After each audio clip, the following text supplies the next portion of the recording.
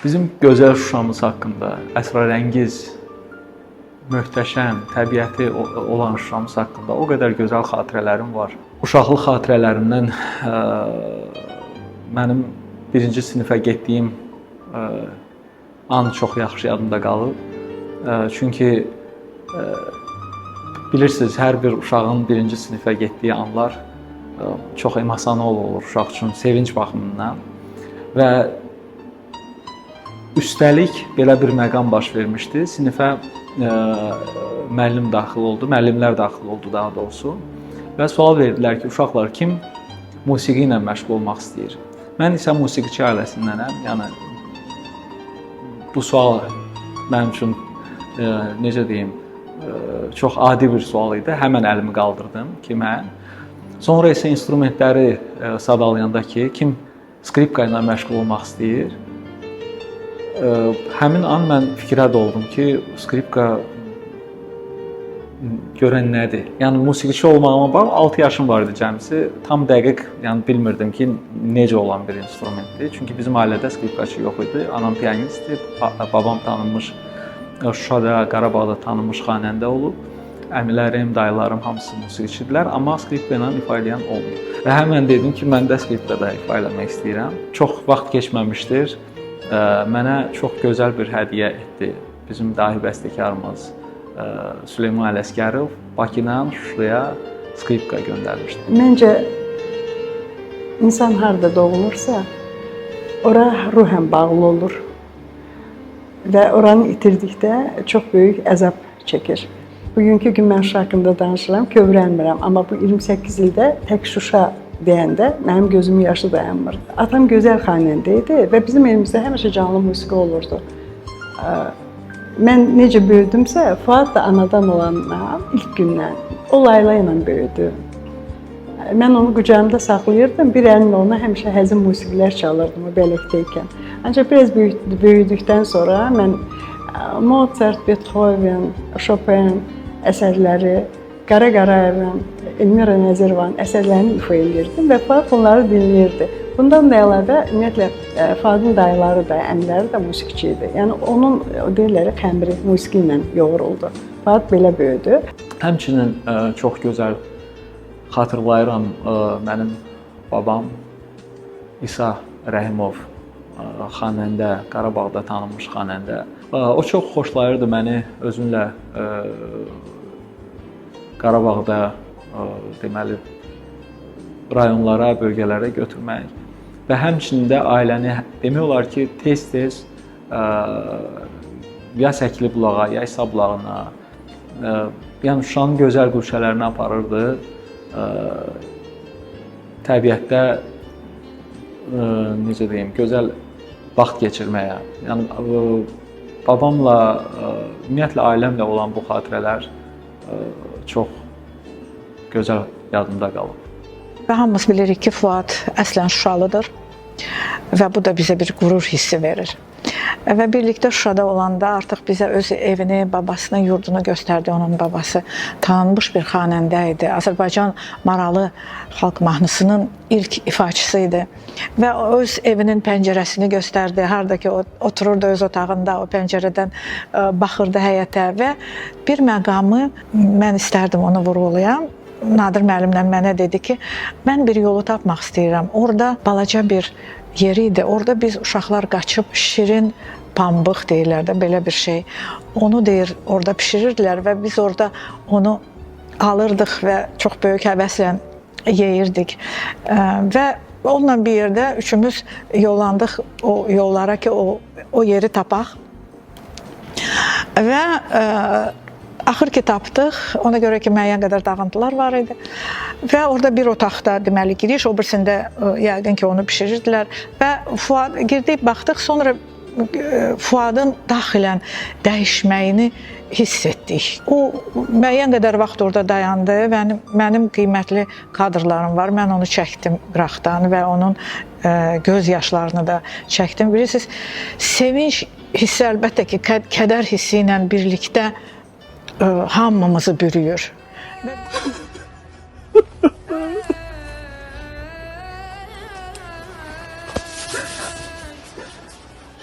Tofiq Aslanov, professor Tofiq Aslanov kafedrasında laborant çalışırdım. Və bir gün nəsə mən Fuadın bu istedadını görərək dözmədim artıq. Tofiq müəllimə dedim ki, bəs belə bir övladım var. Musiqiyə çox bağlıdır. Mən Tofiq müəllimə bunları çatdırdım. Yəni pianoda belə əsərlər özü qoşur, çalır, amma çox istəyərdim bu bir alətdə. Və o gəldi, Tofiq müəllim sinifində bir dənə belə bir balaca bir mahnı çaldı. Tofiq müəllim mənə dedi ki, sən də çox böyük günah eləmisən. Yəni ki, bunu gətirməmsən. Yəni Fuadın artıq 10 yaşı var idi biz Bakıya gələndə. Tofiq müəllim yanına mən aparanda onu 12 oje adlayırdı. Biz onu Tofiq müəllim tövsiyə etdi. Deməli, Bakı Musiqi Akademiyasının nəzdində məktəb studiyaları idi, orada oxumağa. Biz gəldik, orada da professor Seyidov Tərlan dinlədi, yəni deyilənləri. O dedi ki, bu çox boyu ucadır bu uşağın. Mən onu 1-ci sinifə heç cür götürə bilmərəm. Ancaq 4-cü sinifə o bir il məşğul olsun və gəlsin 4-cü sinifin heç olmazsa proqramı ifa eləsin, 4-ə götürüm. Fuad isə bir ilə deməli Hüseynova Lalə xanımın sinifində bir il hazırlaşdı və bir ili o 7 ilin proqramını öyrəndi. Və o gəlib ifa edəndə Tərlan müəllim çox təəccüb elədi ki, bu necə ola bilər? Mən onu hətta 8-ci sinifə dedi götürərdim, amma bu nəzəriyyəni yəni bilmirəm nə dərəcədə bilir. Ona görə 7-ci sinifə götürdü və Fuad orada 7, 8, 9, 3 il təhsil aldı və konservatoriya sənədlərini verdi. Və bunu da deyim ki, orta məktəbdə ekstra imtahan verərək Fuad bir il tez adladı növbəti sinifə. Ona görə 15 yaşında artıq Fuad gəldi, imtahan verdi və açıq imtahanda Fuad ixtisas imtahanından əla qiymət aldı. Fuad bizim Bakı Musiqi Akademiyada daxil olmuşdu və çox istedadlı bir alt ifaçı kimi. Alt çox nadir bir alətdir. O violonçel və skripkanın arasında bir alətdir. Çox gözəl bir alətdir və bu sahədə Fuadın çox böyük uğurları var. Fuad elə yeniyetmə ikən Bakıya dünyaca məşhur violonçel ustası, əslən Bakılı olan Mstislav Rostropoviç ustad dərsləri keçməyə gəlir. Fuad da bu möhtəşəm fürsətdən yararlanmaq üçün həmin dərslərdə iştirak edir. Bu dərslər isə onun gələcək inkişafında böyük rol oynayacaqdı.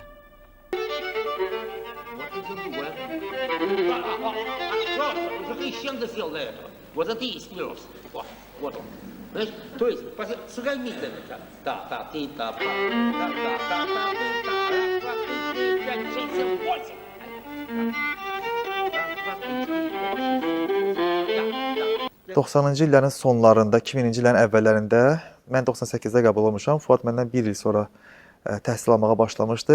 Viola ifaçısı idi. Tam çox yaxşı yadımdadır mənim ki, onun konsertlərində biz bir yerdə iştirak edirdik. Mütəmadi olaraq bizim sözlərimiz, fikirlərimiz üst-üstə düşürdü. Və hər zaman Fuadın konsertləri olanda mənim yadıma gəlir ki, onun müəllimi, Tofiq müəllim, onu tərifləyirdi. Öz sözlərini deyirdi. Eyni zamanda bizim görkəmli sənətkarımız, korifey sənətkarımız SSR Xalq artisti Fərhad Bədəbəli hər zaman onun bütün konsertlərində iştirak edirdi. Və elə alınırdı ki, məsələn, heç özünün xəbəri olmurdu. Konsertdən sonra mən elə bir ki, o camiyyədə, o belə deyək, musiqiçilərin içərisində onun haqqında olan o rəyləri eşidirdim, onun haqqında olan tərəfləri eşidirdim.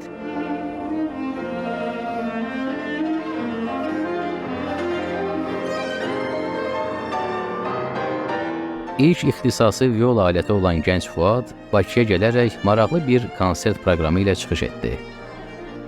Konsert zamanı ona ən gözəl qiyməti isə bravo deyərək Fərhad Bədəlbəyli verir.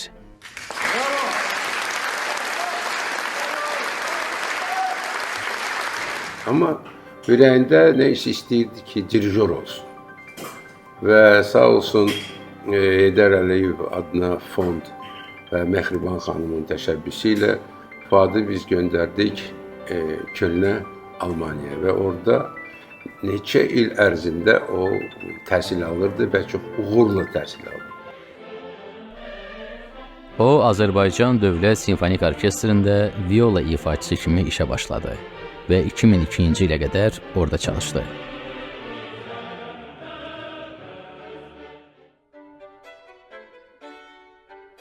...2006-cı ildə Köln Musiqi Akademiyasında Professor Mikhail Luiqin dirijorluq sinifinə qəbul oldu.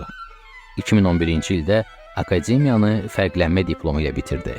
Bizim orkestr həmişə çox akademik, çox səlis bir orkestrdir, amma ki, Fuadın gəlişi ilə mən açıq fikir verdim ki, həm repertuarda yeniliyib gedir orkestrdə, həm də ki, Fuadın özünün deyərdim ki, çox gözəl bir dirijorluq deyərdim, xüsusiyyəti vardı. Orkestri çox gözəl ələ alır. Və beləncə, deyərdim, konsertlərin birindən sonra mənim dostum, orkestrin direktoru Şükür müəllimə müraciət elədim ki, mənə tanış eləsin biz Fuadla, mən istəyərdim biz Fuadla tanış olun və o ilə danışım, gələcəkdə mənim əsərlərimi də deməli, ifa eləsin öz orkestri ilə. Daha sonra o 2008-ci ildə Köln Sinfoniyetta Tələbə Simfonik Orkestrinin baş dirijoru təyin edildi. 2010-cu ildə Fuad İbrahimov Alman Akademik Mübadilə Xidməti tərəfindən xüsusi mükafatla təltif edildi. Bu mükafat yalnız xüsusi istedadlı xarici tələbələrə verilir. O, həmçinin Azərbaycan Mədəniyyət Dostları Fondu tərəfindən təqaüd aldı və 2013-cü ildən prezident təqaüdünə layiq görüldü. Almaniyada aldığım təhsilə görə isə mən xüsusi minnətdaram. Nəinki yüksək peşəkarlığa görə, həm də oradakı yüksək mədəniyyət atmosferinə və hər bir addıma uyğun verdiyim psixoloji məsuliyyətə görə. Mənim müəllimim Berlin Filarmoniyasının orkestrinin viola qrupunun konsertmeysteri idi. Onun adı həyəcanla həmişə çəkilirdi. Mən onun sinifində təhsil almağa görə olduqca xoşbəxt idim. Əlbəttə bu çox məni sevindirirdi və həvəsləndirirdi, çünki mənim müəllimim tanınmış viola ifaçısı idi və dünyanın ən mühüm, ən möhtəşəm orkestrlarından birində viola üzrə əsas pozisiyada çalışırdı. Bizim konservatoriyanı bitirdikdən sonra onun sinifi mənə böyük bir məktəb oldu. 2006-cı ildə mən həmin bu ali məktəbə opera və simfonik fakültəsi dirijorluq ixtisasına qəbul olmaq istədim. Bu qərarı vermək heç də asan deyil idi. Çünki mən bilirdim dirijorluq sənəti nə qədər çətindir. Mən bunu artıq Rauf Abdullayevin orkestrda işləyən prosesinə diqqətlə baxanda görmüşdüm ki, hər bir musiqiçi, hər bir insan dirijor ola bilməz. Və təbii ki, mən gələcək müəllimim Mikhail Luiqə məsləhət aldım. O mənim bu qərarıma da çox təəccübləndi. Amma buna baxmayaraq hazırlaşmağa tapşırıqlar da verdi. Beethoven'in Egmont uvertürası, Dvorak'ın 9-cu simfoniyası və bir neçə başqa əsəri dedi hazırlamaq. Mən isə təəccüblənərək Mikhail Luiqdən soruşdum ki, bəs mən bunları necə hazırlayacağam? Çünki heç vaxt tək özüm belə mühüm partituraları hazırlamamışam. O isə mənə dedi ki, Fuad, məni heç nə maraqlandırmır. İstəyirsən əlinlə, istəyirsən ayağınla, istəyirsən başınla dirijorluq elə. Bu heç də önəmli deyil əvvəldə. Əsas odur ki, sən məni özün hiss etdiyin, musiqiçilərə ötürə biləcəyin hissləri yaşatmaq. Əgər sən mənə öz interpretasiyanı inandıra biləcəksənsə, əsas budur. Onda baxarıq, biz davam edəcəyik, yoxsa yox. Və mənə 2 ay vaxt verdi. 2 aydan sonra həyəcanla onun sinifinə daxil oldum dediyi gün və biz başladıq. O özü piano arxasına keçdi. Mən açığını desəm heç bilmirdim ki, bu proses necə baş verəcək. Elə bilirdim, səs yazmanı qoşacaq və mən hazırladığım əsəri dirijorluq eləyəcəm. Demək yox, özü keçdi piano arxasına və dedi, buyur, başla. Təsəvvürünüzə gətirin, bütün əsəri başdan axıra kimi dayanmadan ifa elədi Mən isə emosiyalarım aşıb daşırdı və təbii ki, tər basmışdı məni. Hətta elə məqam olurdu, fikirləşirdim, görəsən nə vaxt dayanacaq, nə vaxt deyəcək bəsdir. Demədi, axıracan həm simfoniyanı, həm uvertüranı ifa edərək dinlədi, baxdı və sonda mənə dedi ki, Fuad, sən musiqini dəlicəsinə sevirsən. Təbii ki, mən bu ifadəyə çox sevindim, amma sona qədər anlamadım. Onun qərarı nə oldu? Dedim, bəs Professor Luik və o mənə dedi ki, imtahanları hazırlaş, səni sinifimə götürəcəm. Fuad İbrahimov 2011-ci ildə Fabio Luisi tərəfindən Yaponiyada keçirilən Sakit Okean Musiqi Festivalında çıxış etmək üçün dəvət edildi. O, 2012-ci ildə Gürzenik Orkestri ilə Köln Operasında debüt etdi və hazırda orada qonaq dirijordur. O, Londonun Kral Filarmonik Orkestri, MDR Leipzig Radio Simfonik Orkestri, Göttingen və Nürnberg Simfonik Orkestrləri, Berlin Dövlət Kapellası və Dresden Sakson Dövlət Kapellası, Mulhouse Simfonik Orkestri, Şimali Çex Filarmoniyası və Viyana Kamera Orkestri ilə çıxış edib. 2014-cü ildən Fuad İbrahimov Azərbaycan Dövlət Simfonik Orkestrinin dirijoru, Münxen Yeni Filarmoniya Simfonik Orkestrinin və Bakı Kamera Orkestrinin baş dirijorudur. Orkestrimizin gözəl anası var, Yeganə xanım Axundova. Mən niyə görə ana deyirəm? Çünki orkestrin sevməyi, onun üçün ürəyinin döyünməsi, onun üçün etdikləri Yeganə xanım tərəfdən həqiqətən əvəz olunmazdır. Mənim Fuadla daha yaxın tanışlığım əlbəttə ki, Bakı Kamera Orkestrinin fəaliyyəti ilə birlikdə, Fuadın fəaliyyəti birlikdə olanda, o vaxt daha yaxın tanıdım Fuad İbrahimovu və birinci görüşdən və birinci dəqiqədən Bakı Kamera Orkestri Fuadı çox gözəl qəbul etdi və çox böyük hörmətlə və böyük sevgi ilə. O vaxt Bakı Kamera Orkestri, Bakı Musiqi Akademiyasının Gənclər Kamera Orkestri adlanırdı və indiyə kimi bizim bədii rəhbərimiz, SRV Azərbaycan xalq artisti, dünya şöhrətli pianoçu, akademiyamızın rektoru Professor Fərhad Bədəlbəylidir. Bakı Çamba Orkestrinin bədii rəhbəri kimi mən əlbəttə Fuadı görürdüm baş dirijor vəzifəsində və bu illər ərzində bu orkestr çox böyük uğur qazandı.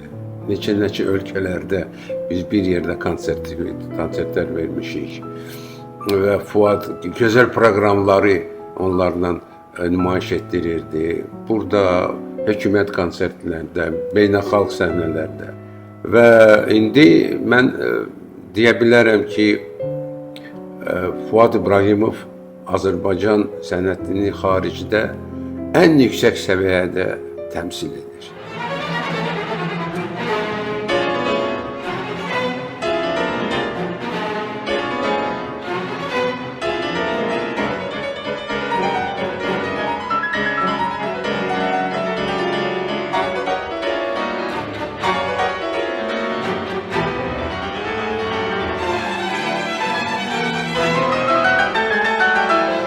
Və həmçinin onu da vurğulamaq istərdim ki, bu orkestrin gənc yaşına baxmayaraq, onlar dahi musiqiçilərlə ifa ediblər.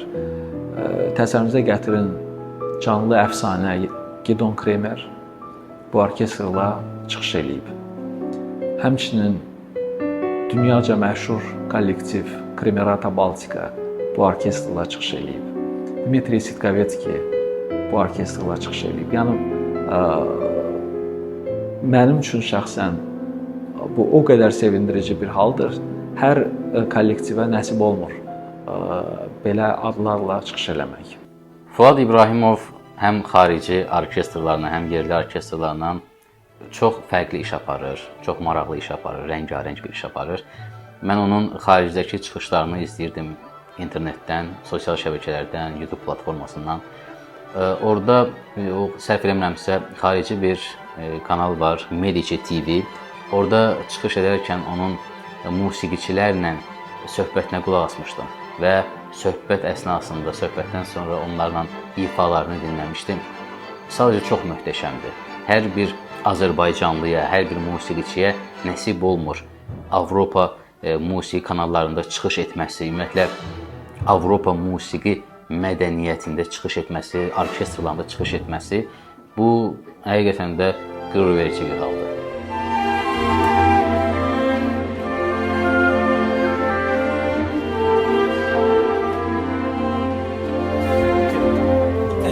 Thank you very much. We go on, please. We go on. We start at 27, please. Bar number 27. And important is lamparadaradar, diddaradaradar. This is important, not the tema, yeah?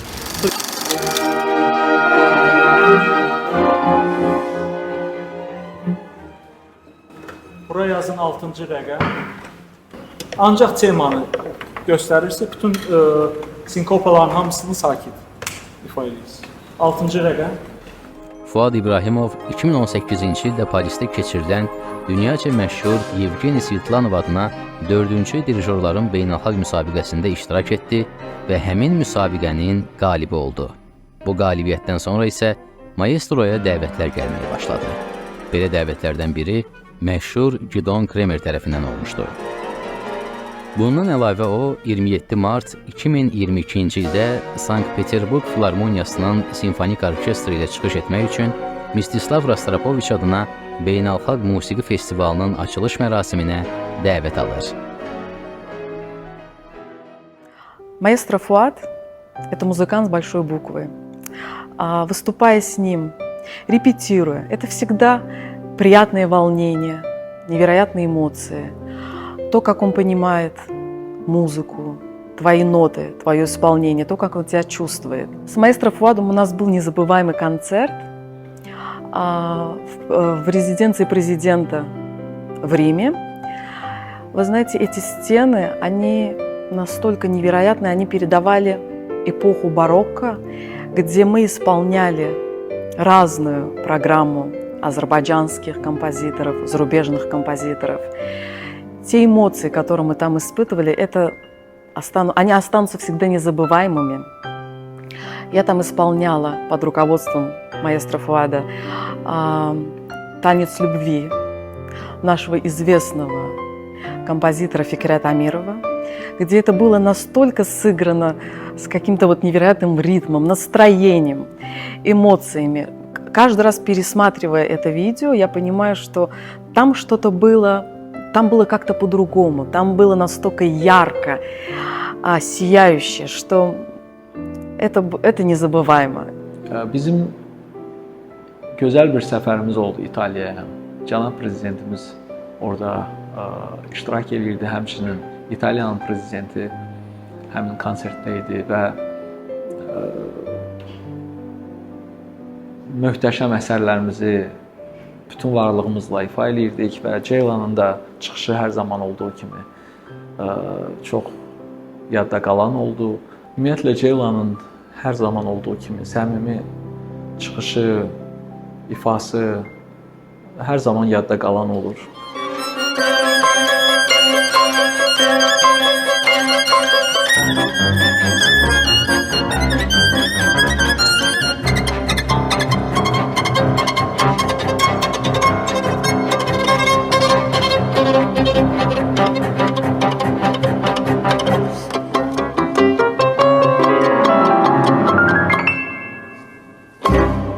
Bütün bu söhbətlərimizin əsnasında deyirdi ki, o gün olsun ki, lap tezliklə biz Şuşanı görək. İnanın ki, bizim sözümüzün üstündən çox az bir müddət keçəndən sonra məhz həmin o xəbəri aldıq və birbaşa mən Fuada, səhv eləmirəmsə mən birinci desən onu yığdım və mən ona zəng etdim. Fuadın dilindən bir can kəlməsi çıxdı mənə, inanın mənə ki, can, artıq dedim Fuad, mən sənə heç bir söz demirəm. Sevincimizin deməklə deyil ki, bu həddi hüdudu yox idi. Hər bir kəsin ürəyində bu qızıl hərflərlə yazılmışdı. Fuadın ən böyük arzusu Şuşa idi. Və nəhayət mən gördüm ki, Azərbaycan Kapriçosu, Fikrət Əmirovun ölməz əsəri Fuad məhz Şuşada ifa etdi.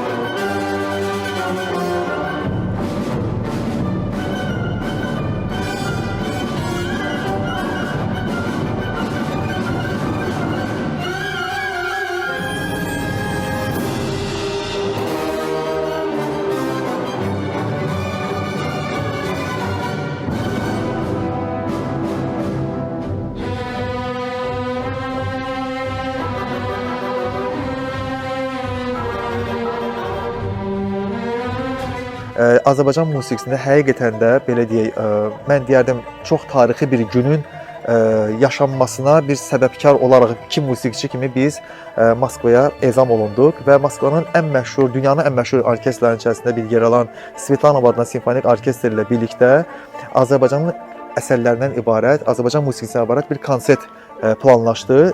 Çaykovski adına konservatoriyanın böyük zalında və dünyaca məşhur olan Fransanın dünyaca məşhur olan Metso kanalı həmin bu konserti başdan ayağa qədər belə deyək yayımladı və eyni zamanda müqaviləyə əsasən 5 il ərzində mütəmadi olaraq o Metso kanalında yayımladı. Mədəniyyət Nazirliyində İsmail müəllim çox gözəl insan,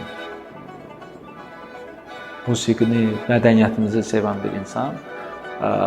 Bu deməli Metso ilə əməkdaşlığın təşəbbüskarı idi. Və mən orada Hacı Xəməmmədovun Tarla Simfonik Orkestri üçün ikinci konsertini ifa etdim və orada bir neçə Arif Məlikovun simfoniyası səsləndi orada, eyni zamanda Üzeyir Hacıbəyovun uverturası səsləndi orada. Belə deyək, dirijonların dilə bir söz var. Fuadın orkestri əlinə yığmağı, Fuadın orkestri özünə ram etməyi və onun hər hansı bir kiçik ştrixini, hər hansı bir kiçik bir nüansını, ürəyi istədiyini onlardan almağı bacarmağını mən gördüm. Cəmisi 2 məşqə görə.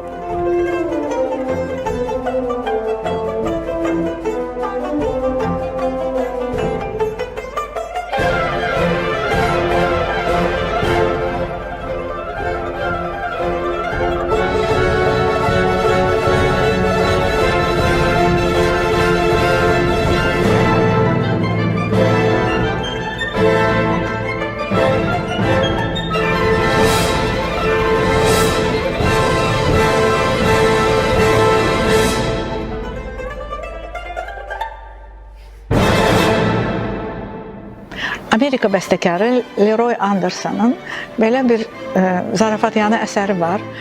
Çap maşını və orkestr üçün, kamera orkestri üçün əsər, piyes. Və fikirləşdik, maestro ilə bunu yaradaq, bunu ifa edək və konsertin sonunda səhnəyə o maşını çıxartdıq və gözəl bir əsər, çox gözəl əsərdir və bütün tamaşaçılara böyük bir təəssürat yaratdı, böyük bir zarafat və sevinç hissi bəxş elədi, şadlandıq.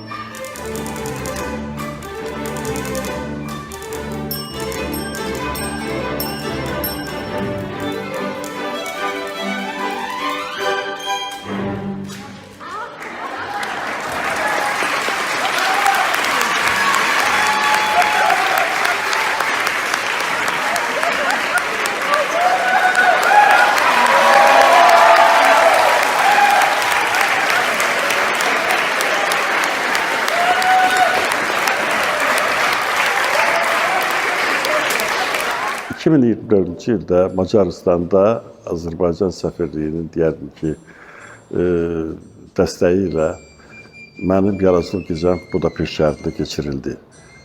Deməli, belə bir söhbət oldu ki, bu konsertdə mənim simfonik əsərlərimdən ibarət bir yaradıcılıq gecəsi keçirilsin və Solnik şəhərinin orkestri ilə deməli, biz Macaristanın deyərdim, ən gözəl konsert salonlarının birində Ferenc Liszt adına Akademiyanın böyük konsert salonunda mənim yaradıcılıq gecəm keçirildi. Macarlar da çox yaxşı baxırdılar bu konsertə, onlar da iştirak edirdilər bu konsertdə, yəni ki, dinləyici kimi baxırdılar. Konserti deyərdim ki, çox gözəl idarə edirdi. Bizim bir xanım müğənnimiz də vardı, Nərgiz Kərimova. Nərgiz Kərimova 2 orada əsər oxudu. Fuad deyərdim ki, həm orkestr rəhbəri kimi, hər orkestr deyərdim ki, dirijor kimi, həm də ki, müğənniyə müşahidə edən bir dirijor kimi də çox gözəl özünü göstərdi. Как-то маэстро Фуат набрал мне с идеей исполнить концерт Рауфа Гаджиева, который очень редко исполняемый в Баку. И недолго думая, я согласилась. И у нас было буквально 2 месяца для того, чтобы подготовить 3-часный концерт для скрипки с оркестром. Как всегда, эти репетиции проходят легко, с улыбкой, с поддержкой.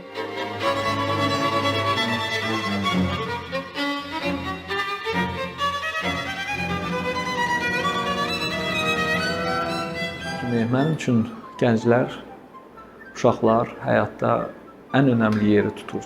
Ona görə bu gün mən bütün varlığımla hiss edib və başa düşürəm ki, gəncləri, uşaqları hər yolla dəstəkləmək lazımdır və mənim də əlimdən gələn ilk növbədə odur ki, gənc tamaşaçıları musiqiyə cəlb eləmək. Təbii ki, belə konsertlərin keçirilməsi çox önəmlidir və bu konsertlərdən biri də, birincisi də deyə bilərəm, hətta Sergey Prokofyevin Pyotr və Canavar əsəri oldu. Çox maraqlı bir ideya seçmişdi, belə bir proqram seçmişdi Fuad İbrahimov və mənə təklif etdi.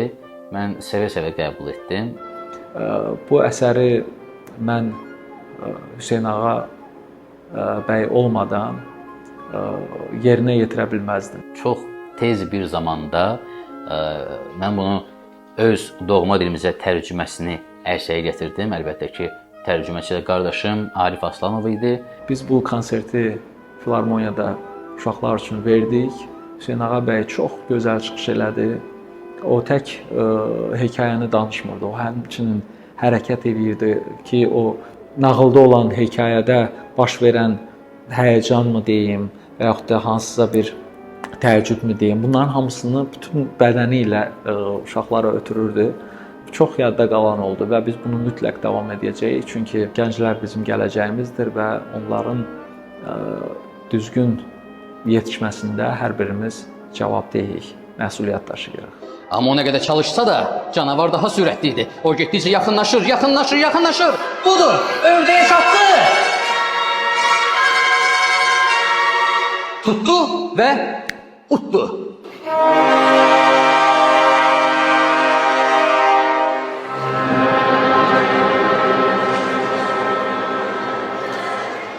İspaniyanın San Sebastian şəhərində Orfeon Donostiara'nın mərkəzində dünyaca məşhur dirijorların avtoqraflı fotoları var.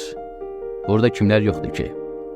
Dudamel, Simon Rattle, Temer Cannell, Gergiev, Abbado, Laurent Mazel, Placido Domingo, Ivan Fischer, Tugan Sofiyev, Kurt Mazur, Simyon Buçkov və Şuşada doğulan istedadlı və bacarığı ilə dünyaya səs salan Üzeyir Hacıbəyli adına Azərbaycan Dövlət Simfonik Orkestrinin, Münxen Yeni Filarmoniyasının və Bakı Kamera Orkestrinin baş dirijoru Fuad İbrahimov da var.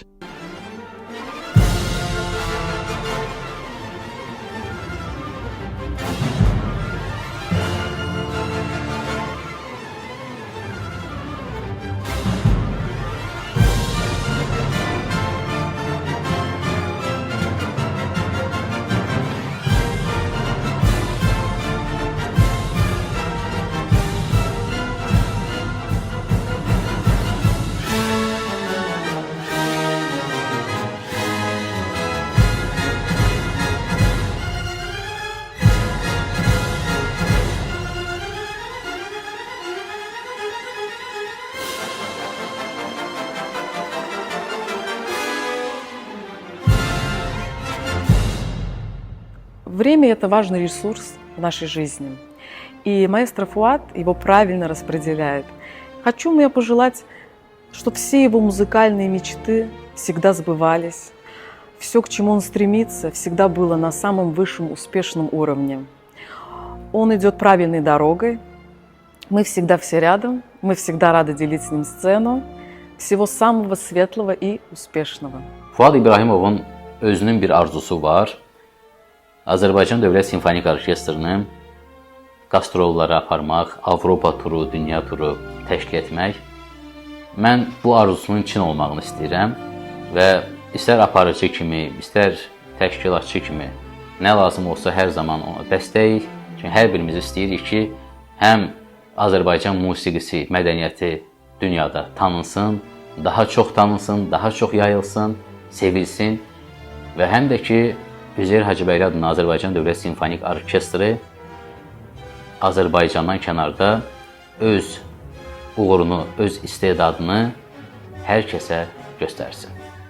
bizdə həmişə deyirlər ki, tarın sinəndən düşməsin. Mən deyirəm ki, sən həmişə səhnəmizdə olasan, həmişə orkestrin pultu arxasında olasan. Bu gün dövlətimiz sənə həqiqətən də etibar edib, etimad edib sənə. Gözəl bir orkestrin başında sən dayanmısan. İnşallah ki, səndən öncəki gözəl bizim maestrolarımızın, böyük dirijorlarımızın yolunu mən inanıram ki, şərəflə, ləyaqətlə sən onu davam etdirəcəksən və mən buna əminəm. Uğurlar arzu edirəm əzizim. Fuadın özünün arzuları çox böyükdür. O istəyir bu orkestri dünya miqyasında belə yüksəltsin, qaldırsın və Azərbaycana şan-şöhrət gətirsin bununla. Mən Fuada can sağlığı arzulayıram. Mən Fuada böyük uğurlar arzulayıram. Mən Fuada böyük səhnələr arzulayıram. Çünki Fuad buna layiqdir. Çünki bizim sənətimiz, bizim sənətkarlarımız dünyada fərqlənir və fərqlənməlidirlər. Sənə böyük uğurlar arzulayıram Fuad. Fuad çox gözəl ailə başçısıdır. Onun gözəl 2 qız evlad balası var və çox gözəl xanımı var. O da özünə məxsus olan çox məharətli fleyta ustasıdır. Biz Magdanı çox sevirik. Lakin mən bir məqamı vurğulamaq istəyirəm ki, hər bir uğurlu həyat yoldaşı, yəni ki, arxasında bir dəstək olan onun qadını var. Bax, belə bir dəstək Magdadır və biz bütün musiqi ictimaiyyəti adından Magdaya təşəkkürümüzü bildiririk ki, bizim Fuadımıza belə gözəl dəstəkdir. Baxmayaraq ki, özü də gözəl ifaçıdır və onların ailəsinə böyük uğurlar arzu edirik. Uğurlar olsun. İnanıram ki, Fuadın adı hələ dünyada çox illər ən yüksək səviyyədə səslənəcək. Çox sağ olun.